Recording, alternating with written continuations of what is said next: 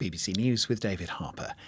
After a series of meetings in Beijing, the US Treasury Secretary has said bilateral ties with China have made progress. Janet Yellen said despite disagreements, she did not frame China's government. Ms. Yellen told a news conference this was vital during moments of tension over security. The Texas Governor Greg Abbott is facing a legal challenge over his plan to establish a floating barricade in the Rio Grande to stop migrants crossing the river. A Texas businessman said the buoys would obstruct his kayaking company's river tours.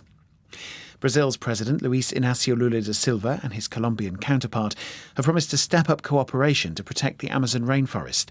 Mr. Lula da Silva urged the leaders of developed countries to honour their financial pledges to tackle climate change. Russia has denounced the repatriation of 5 former Ukrainian army commanders from Turkey. The Kremlin said Ukraine and Turkey had violated the terms of a prisoner swap deal. The Russians captured the men in May last year. The body of a missing Mexican journalist had been found in the western state of Nayarit.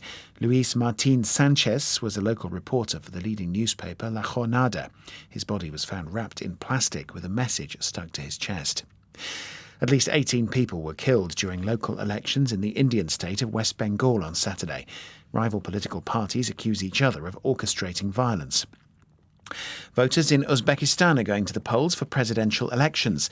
The poll is the first since the approval of constitutional changes which allowed the incumbent Shavkat Mirziyoyev to serve 2 more terms in office. British researchers say introducing an additive to cattle feed helps to cut the animals' methane emissions. In laboratory tests, a chemical extracted from daffodils led to a 30% reduction in the greenhouse gas. BBC News.